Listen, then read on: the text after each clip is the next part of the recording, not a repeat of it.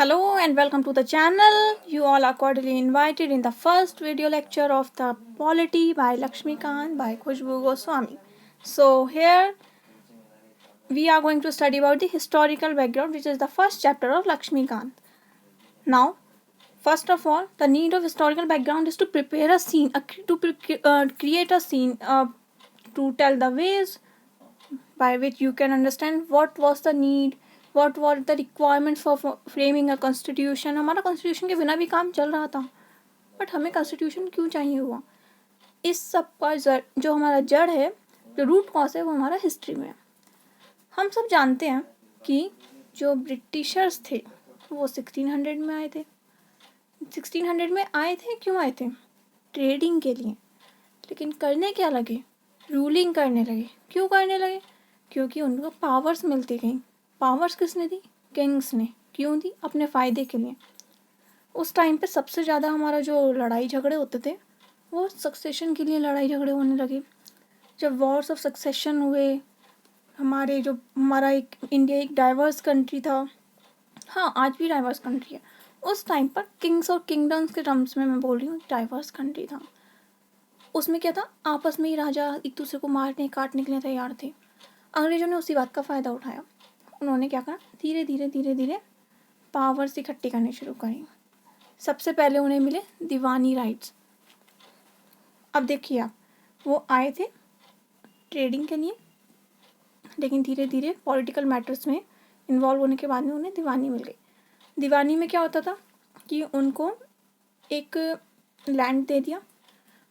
उनसे कहा गया कि इसमें रहने वाले सारे जितने भी लोग हैं, फार्मर्स हैं वगैरह, उन सब से ये रेवेन्यूज़ कलेक्ट करेंगे और उनके जो पॉलिटिकल इश्यूज़ हो रहे हैं या जो भी उनका जुडिशरी का काम है वो भी वही खुद संभालेंगे.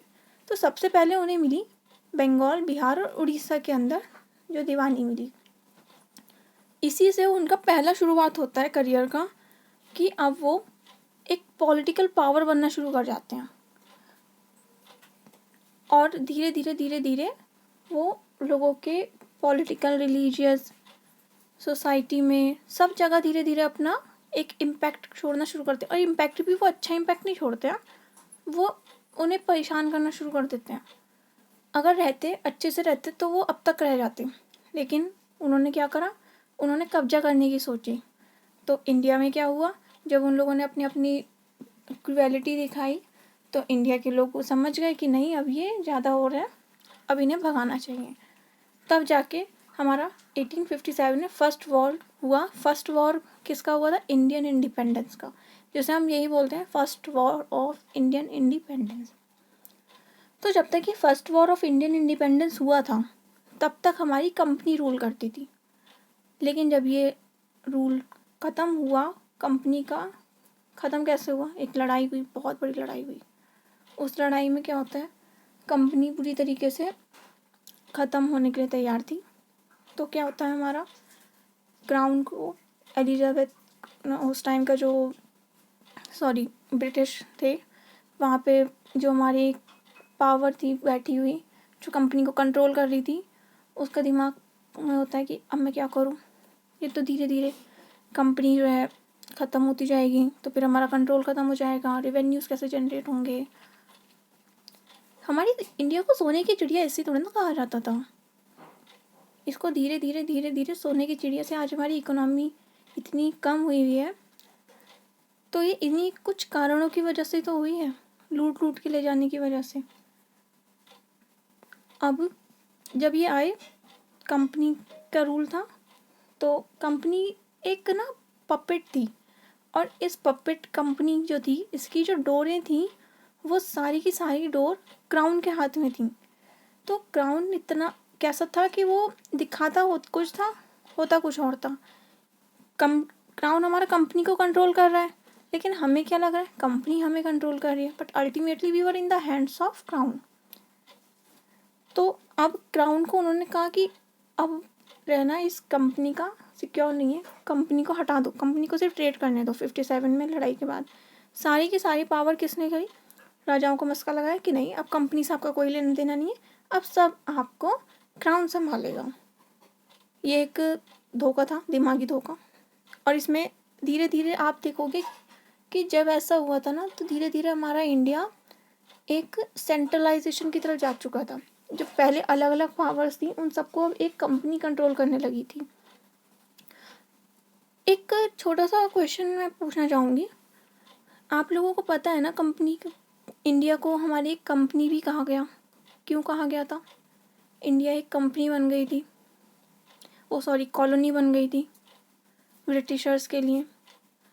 कॉलोनी, जब कॉलोनी वर्ड आता है तो हम यूज़ तो बड़े शान से करते हैं कि हाँ, हमारे इंडिया को ब्रिटिशर्स ने एक कॉलोनी बना दिया था, लेकिन कॉलोनी किसे कहते हैं? कॉलोनी सोचिए। चलिए, बहुत अच्छी बात है, सोचा आपने।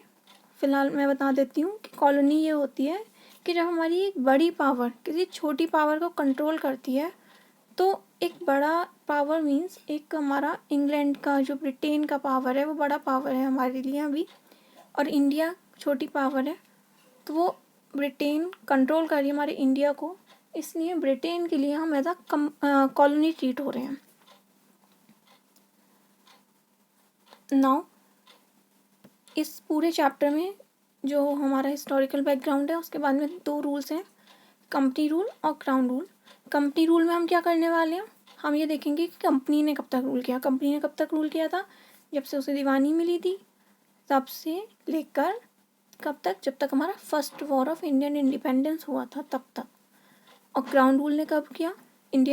First war of Indian independence के बाद से, और हमारा जब तक इंडिपेंडेंस हमें नहीं मिला तब तक।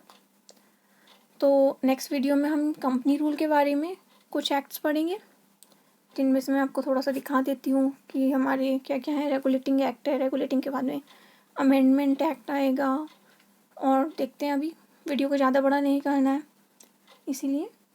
तो नेक्स्ट वीडियो में हम कंपनी रूल का रेगुलेटिंग एक्ट पढ़ेंगे और अमेंडिंग एक्ट पढ़ेंगे। तो अभी के लिए tata, bye bye, take care, like, subscribe, share, grow yourself and help me to grow too. Thank you so much. And don't forget to press the bell icon, or else you will miss the video I will be sharing with you. Okay.